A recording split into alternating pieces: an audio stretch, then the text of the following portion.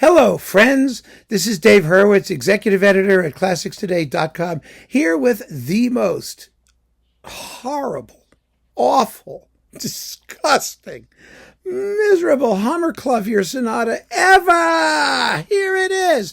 You can read the review on ClassicsToday.com by Jed Distler, because he's the one who turned me on to this. Boy, this is a party record. I'm just talking, play it for your friends and laugh at it. I mean, it's unbelievable, and it takes itself so seriously. Of course, it has an enormous, thick, multi-chapter essay based on Adorno's view of Beethoven, which is totally incomprehensible. Let me give you a sample. I just have to give you a sample before we even get the performance and all this crap. The English version, thank God, is abridged. I can imagine them wanting to translate this. It's like 18, 19. How many pages does this go? It goes on endlessly. 20. It's 8 chapters, and it's 23 pages of bullshit. And here is a typical example. I talk about the Hammerklavier Sonata. Are you ready? In addition to the metric temporal, which is driven to the utmost explosive power in the outer movements, Beethoven thinks of the spatial physical as an essentially independent category from the first chord of the work, the giant leap over 4 octaves, to the most outwardly turned conclusion of the fugue. When the giant fugue theme is reduced to its first 2 notes, the attack with the following trill and again spirals upward in double octaves, stretching inordinately, apotheosis of the intemperate, the suspension of proportion in time and space. But in the Hammerklavier Sonata, there is also the phenomenon of a negative time, of course, the time of hope, that which comes from the future, naturally. It is precisely the return passage before the reprise in the first movement in which, according to Adorno's correct intuition, the proportion of the body of the individual is completely erased. Erased. There it goes. It is not the return home that is at its center, but the hopeful being pulled forward to a remembered new symbiosis of newness and rebirth. The inverse time is the time to come. Beethoven starts to crumble at the point where Hegel becomes ideological. Yes! And that perfectly describes this performance. It really does. I've never heard anything more Hegelian. And I mean, it crumbles. Crumbling is actually a very good word for it. It crumbles in many different ways. The pianist is Christian Kälberer. There he is.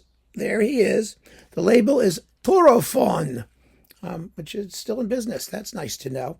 And the coupling is Charles Ives' Concord Sonata. Of course, the perfect coupling of the Adornian sensibility, because the hope from the future immeasurably impedes the access of future time from reinfecting well, you know what I mean, right? Anyway, what about this wretched, disgusting performance? Well, first of all, it's in no tempo. It's a slapdash, crazy, insane. It starts like it's trying to be metronomic or follow Beethoven's metronome markings, and then it slows down and speeds up and speeds up and slows down, and the balances between the hands are all messed up, and the notes, well, sometimes they're Beethoven's and sometimes maybe they're not. It's kind of hard to tell because some of them are sort of missed or elided. There's no phrasing. There's no direction. There's nothing. It's just one psychotic moment after another. It sounds like Ives, actually. It's sort of Ives, Beethoven Ivesized. You know, the scherzo, okay. The scherzo starts out like it's going to be okay, but it doesn't stay that way for very long. It's just horrible piano playing. It really is. It's just banging and random and silly. The Adagio is possibly the most insensitive performance of that has ever been set down. It's choppy and it's senseless, and it has no feeling of climax. It has no long line. This isn't even like an attempt to be like periody. It's just Adornian. It is. And the final fugue. Yeah. Oh my God. Once that gets going, Oh, hide the children.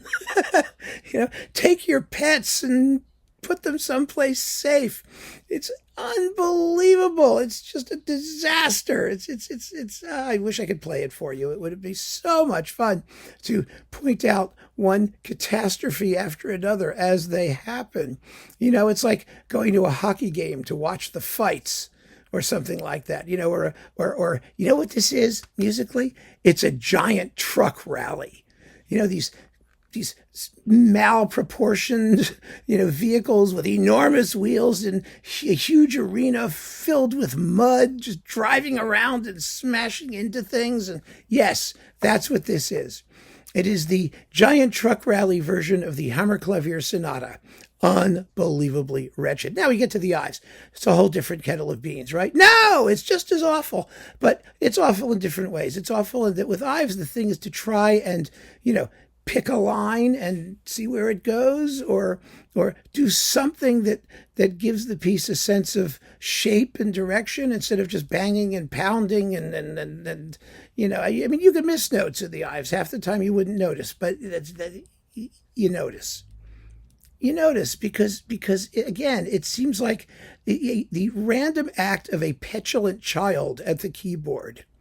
Even the Alcotts, which is much, it's a normal, sweet Beethoven's fifth rhythm-based piece. It has no flow. There's no sense that this guy, this Kälberer, has ever stopped to think about A, what the music means, and B, how to express that in terms of performance. It's just one moment, then another moment. It has no future hope, as Adorno would say. It has no external time component. Its parameters are inversely disproportionate. You know what I mean? Holy crap. This is just insane. Absolutely insane, which means you're going to want to hear it. Of course, you have to hear it. I mean, you have to hear it. I hope that this review sparks a revolution that elevates this guy to the Empyrean heights and allows him to record hundreds more discs. Because we need to laugh. We do. Our lives are an empty wasteland of artistic seriousness. We need something that's just so obviously ridiculous that we could all just have a nice, hearty laugh over snacks, of course. So there you have it, my friends. I mean, just go enjoy the horror and keep on listening. Take care, friends. Bye-bye.